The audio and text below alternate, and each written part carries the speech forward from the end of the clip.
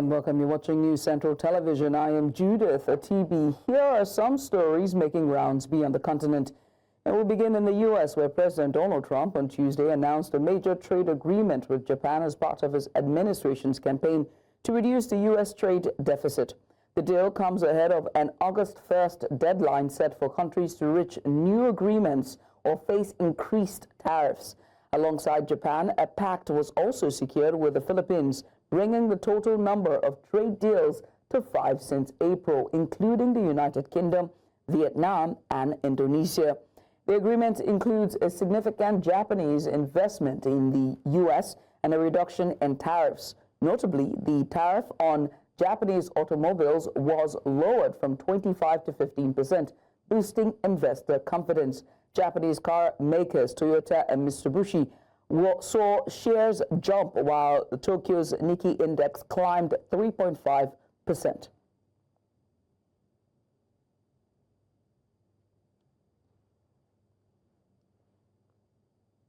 Still on the major development on the international trade front, U.S. President Donald Trump has announced what he's now calling a massive new trade deal with Japan. It's the latest in a series of last-minute negotiations as countries rush to avoid steep U.S. tariffs set to take effect at the start of August. For News Central, international correspondent Afia Hagen has more. President Donald Trump has announced what he described as the largest deal ever made with Japan, part of his push to secure new trade agreements before his self-imposed August 1st deadline. Under the new agreement, Japan will invest a staggering $550 billion into the United States, with Washington receiving 90% of the profits, according to Trump. He offered few details, but said the deal would create hundreds of thousands of jobs. The announcement has already sent Japanese car stocks soaring after confirmation that U.S. tariffs on Japanese automobiles would drop from 25% to 15%. Japanese Prime Minister Shigeru Ishiba hailed the breakthrough as a win for both sides. One sticking point: rice imports. Traditionally a sensitive topic in Japan, Ishiba confirmed his country would increase grain imports from the U.S., whilst insisting the deal does not sacrifice Japan's agricultural sector.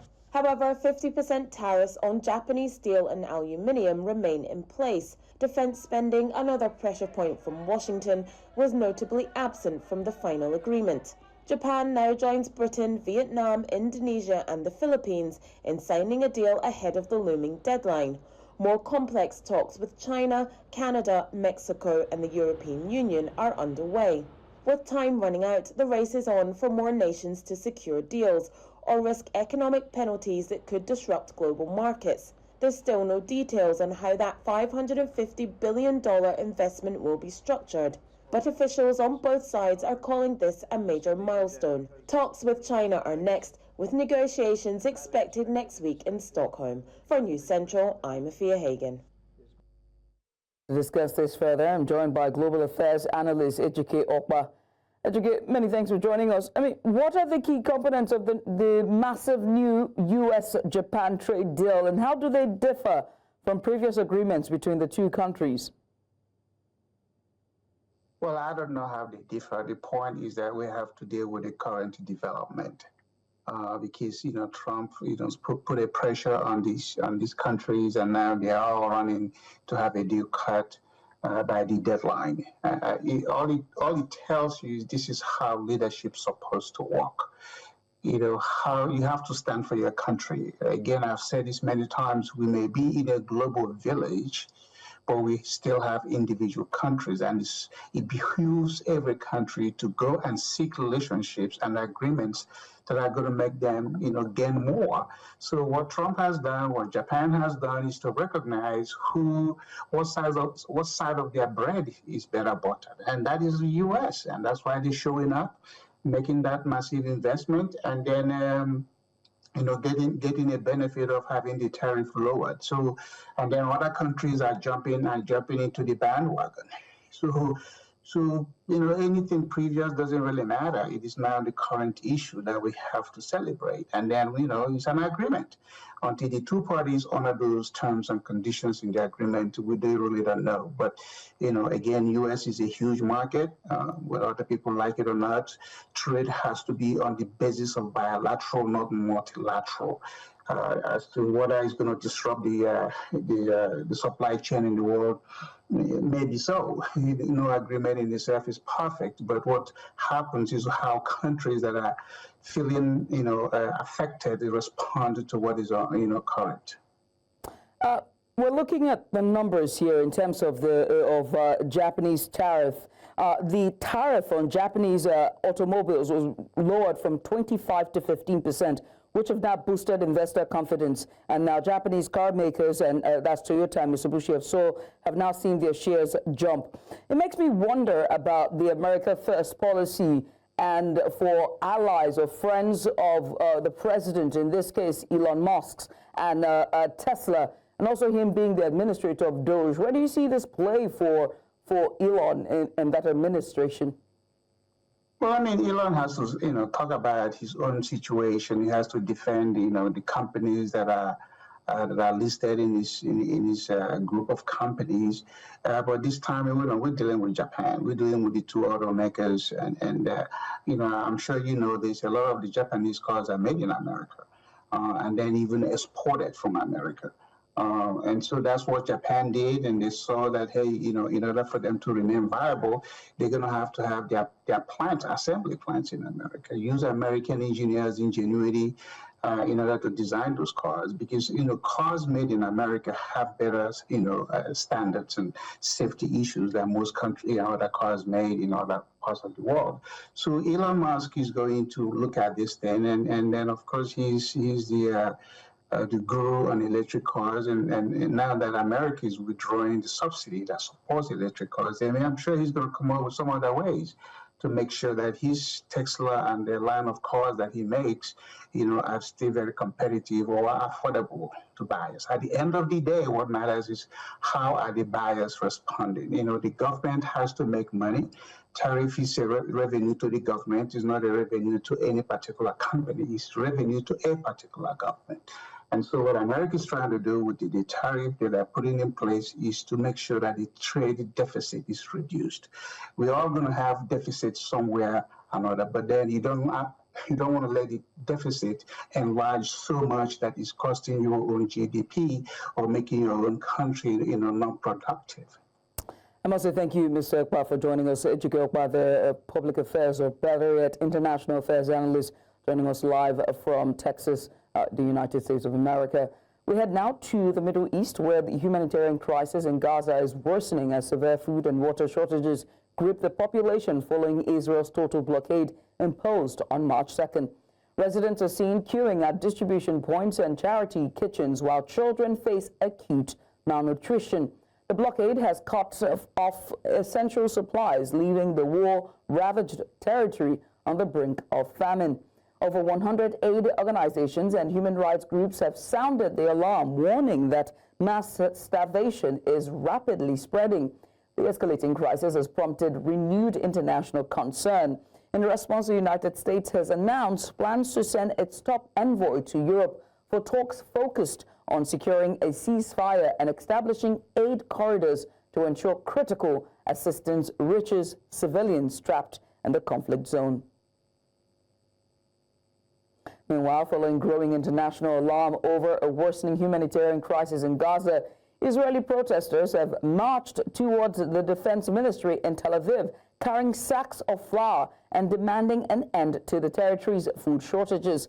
The protest came amid rising death tolls in Gaza, where the director of the territory's largest hospital reported 21 children dying from starvation in 3 days.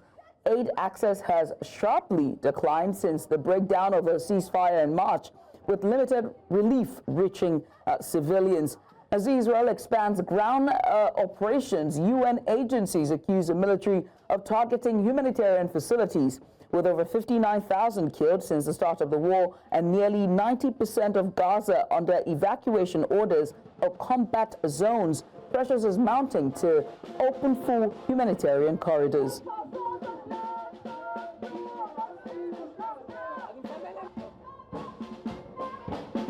We're calling to immediately open the gates, flood the aid, and there's aid at the border that's waiting to get in, and the Israeli military, the Israeli government is not letting it in. But of course, we also need an immediate ceasefire and hostage deal. We need to end this war. We need to get out of Gaza, and we need all the hostages back right now.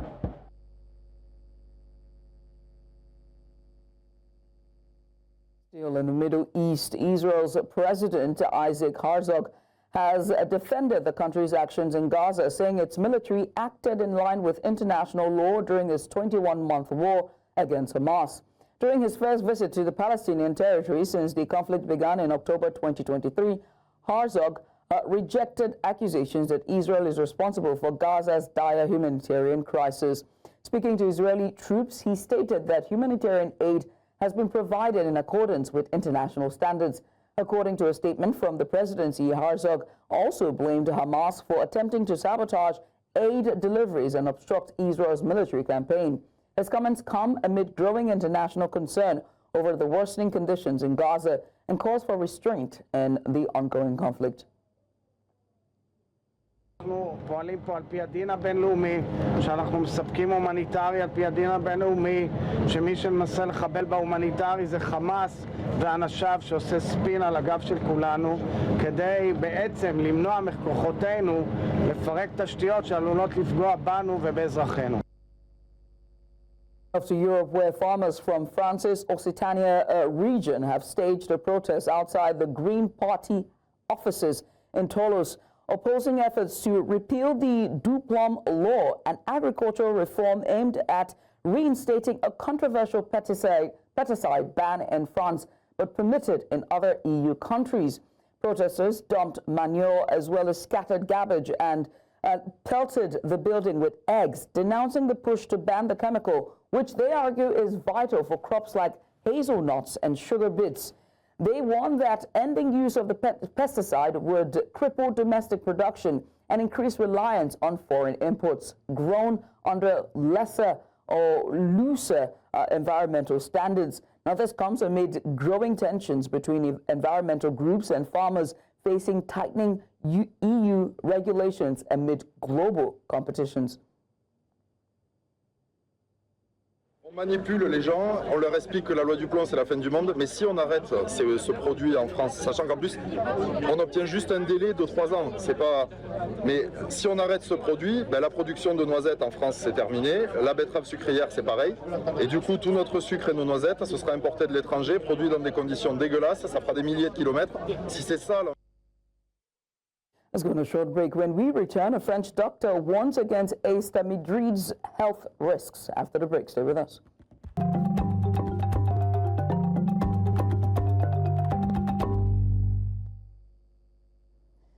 Hey, welcome back. The news beyond the continent continues in Europe, where a French doctor, Dr. Pierre-Michel Perinaud, has warned against the banned pesticides, that's the astamidride, recently reapproved under the so-called Duplom law. Astamidride was banned in France since 2018, but was allowed again under narrow conditions for crops like hazelnuts and sugar beets. The doctor says this pesticide could pose serious health risks to children, pointing to scientific studies that suggest possible links to developmental delays in children and hormone disruption. The chemical remains toxic to bees' ecosystems, with growing evidence ignored in Europe's approval process. Deux dangers qui sont évalués, qui sont suspectés, on va le dire comme ça pour l'instant, les troubles du neurodéveloppement chez l'enfant et la perturbation endocrinienne qui peut toucher plus largement. Comment sait-on ça? À partir de données qui sont dans le dossier réglementaire de l'EFSA. L'EFSA, c'est l'Agence européenne de sécurité de l'alimentation. C'est elle qui délivre les autorisations de mise sur le marché et qui donc examine le dossier qui lui est remis par l'industriel. C'est lui-même qui a fait les tests. Qu'est-ce qu'elle dit sur les troubles du neurodéveloppement? Eh bien, elle dit que le job est tout le paradoxe de l'EFSA d'ailleurs. Elle peut écrire dans un rapport d'évaluation que le job n'est pas fait et en même temps autoriser le produit. Sous quel prétexte, je ne sais pas, mais autoriser le produit. Donc les agriculteurs en tirent comme conséquence que le produit n'est pas dangereux puisqu'il est autorisé, alors que depuis 2013, il y a cette alerte sur les troubles du neurodéveloppement. Ces troubles du neurodéveloppement, on a une autre façon de les examiner, c'est la littérature scientifique. Et là, ces dernières années, donc bien après 2013, la littérature s'est considérablement renforcée. Et on sait que, pour faire simple, l'acétamipride franchit la barrière placentaire et franchit la barrière entre le sang et le cerveau.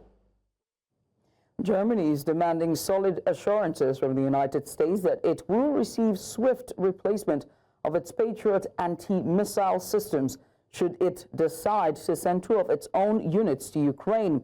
Defense Minister Boris Pistorius told Germany's Die Spiegel magazine that Europe NATO members want watertight guarantees that any Patriot air defense systems dispatched to Ukraine will be replaced within 6 to 8 months.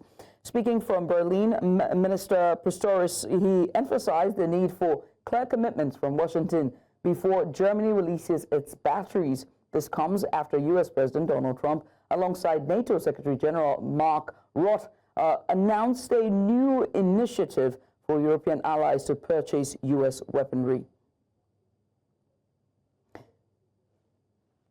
Verschiedene Zusammenkünfte auf verschiedenen Ebenen, auch virtuell, um zu eruieren, wo gibt es denn jetzt in welchen Ländern in Europa und darüber hinaus Patriots, in welcher Stückzahl, bei denen die Länder bereit sind, sie abzugeben.